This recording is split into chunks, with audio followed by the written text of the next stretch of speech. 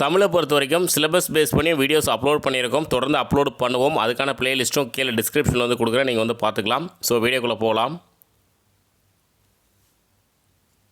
செய்யுள் மொழி. செய்யுளில் ஓசைக்காகவும் அழுத்தம் தருவதற்காகவும் பயன்படுத்தப்பட்டுள்ள சொல் எது? ஆன்சர் வந்து கொல். செய்யுள் ஓசைக்காகவும் அழுத்தம் தருவதற்காகவும் பயன்படுத்தப்பட்டுள்ள சொல் வந்து கொல். கொல் எனும் சொல் பெரும்பாலும் எப்பொருளில் வரும்? ஐயப்பொருளில் வரும். கொல் எனும் சொல் பெரும்பாலும் எப்பொருளில் வரும்? ஐயப்பொருளில் வரும். ஒரு பெண்ணை பார்த்து மான் கொல் மயில் கொல் என்றால் என்ன பொருள்? மானோ மயிலோ என்று பொருள். ஒரு பெண்ணை பார்த்து மான் கொல் மயில் கொல் என்றால் என்ன பொருள்? மானோ மயிலோ என பொருள்.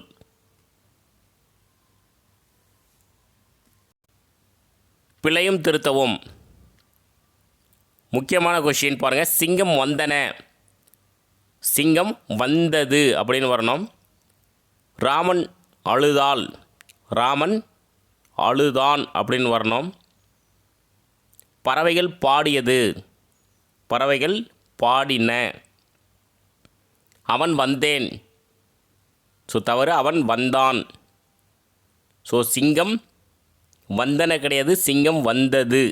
ராமன் அழுதால் கிடையாது, ராமன் அழுதான். பறவைகள் பாடியது கிடையாது, பறவைகள் பாடின. அவன் வந்தேன் கிடையாது, அவன் வந்தான். திணை. திணை எத்தனை வகைப்படும்? திணை வந்து 2 வகைப்படும். உயர்திணை, அக்ரிணை. சிலபஸில் இருக்குது. உயர்திணை அக்ரிணை வந்து சிலபஸில் கொடுத்துருக்காங்க. மனிதர் என்பது, மனிதர் என்பது உயர்திணை. மனிதர்கள் எல்லாமே உயர்திணையில் வரும். மனிதர் அல்லாத உயிர் உள்ளவையும் உயிர் அற்றவையும் டேசனை கூறுவர், அக்ரிணை. ஸோ மனிதர் அல்லாத உயிர் உள்ளவையும் உயிர் அற்றவையும் அக்ரிணை என கூறுவர். ஸோ உயர்திணை அப்படின்னாவே மனிதர், அக்ரிணை அப்படின்னா மனிதர்கள் அல்லாத அனைத்துமே அக்ரிணை. உயர்திணை பெயருக்கு எடுத்துக்காட்டு தருக. வீரன், அம்மா, நடிகன், கண்ணகி. ஸோ எல்லாமே மனிதர்கள்.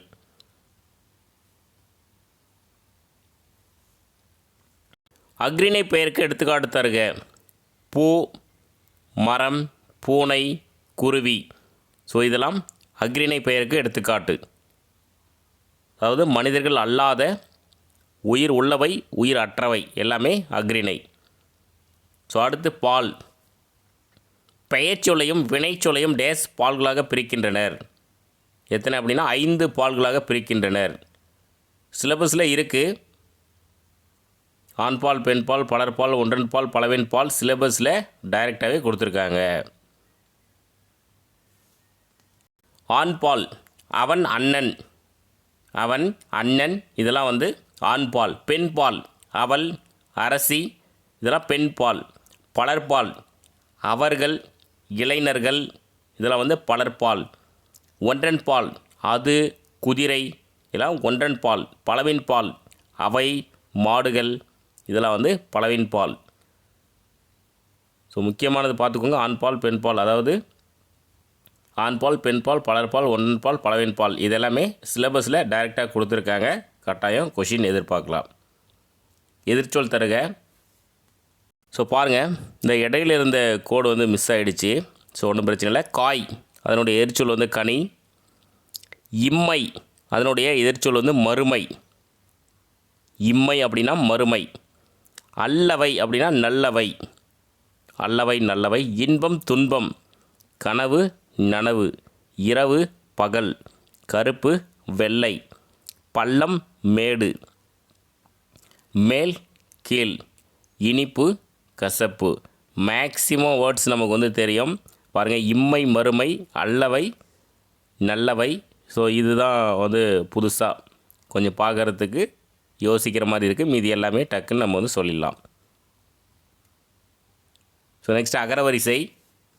அகரவரிசையில் ஆ வரிசை வந்து கொடுத்துருக்காங்க. ஆ வரிசையில் மெய்யெழுத்து வந்து வரிசைப்படுத்துகிற மாதிரி கொடுத்துருக்காங்க. பார்த்துக்கோங்க.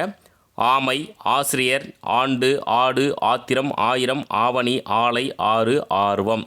ஸோ இது வரிசைப்படுத்தணும்னா அந்த இக்கு இங்கு இச்சு அந்த வரிசை வந்து கரெக்டாக நம்ம ஞாபகம் வச்சுருந்தோம்னா இதை அழகாக வரிசைப்படுத்திடலாம். ஸோ பாருங்கள், ஆசிரியர் அதில் முதல் எழுத்து ஒரே மாதிரி இருக்கிறதுனால இரண்டாவது எழுத்து தான் நம்ம வந்து பார்க்க போகிறோம். இச்சி அது ஞாபகம் வச்சுக்கோங்க. ஆடு இட்டு, இச்சிக்கு அடுத்த கீழே தான் வந்து இட்டு வருது. இட்டுக்கு அடுத்து இன்னு, இன்னுக்கு அடுத்து தான் இந்து, இந்துக்கு அடுத்து அப்படியே வந்தோம்னா இம்மு, அப்புறம் ஈயே, இர்ரு, இல்லு, இவ்வு, இர்ரு, இந்த வரிசை. அதாவது இக்கு, இங்கு, இச்சி, இஞ்சி, இட்டு, இன்னு, இத்து, இந்து, இப்பு, இம்மு, இ, இர்ரு, இல்லு, இவ்வு, இல்லு, இல்லு, இர்ரு, இன்னு, இந்த வரிசை வந்து ஞாபகம் வச்சுக்கிட்டிங்கன்னா இதை வந்து ஈஸியாக வரிசைப்படுத்திடலாம். ஸோ அடுத்த வீடியோவில் சந்திக்கலாம். தேங்க்யூ.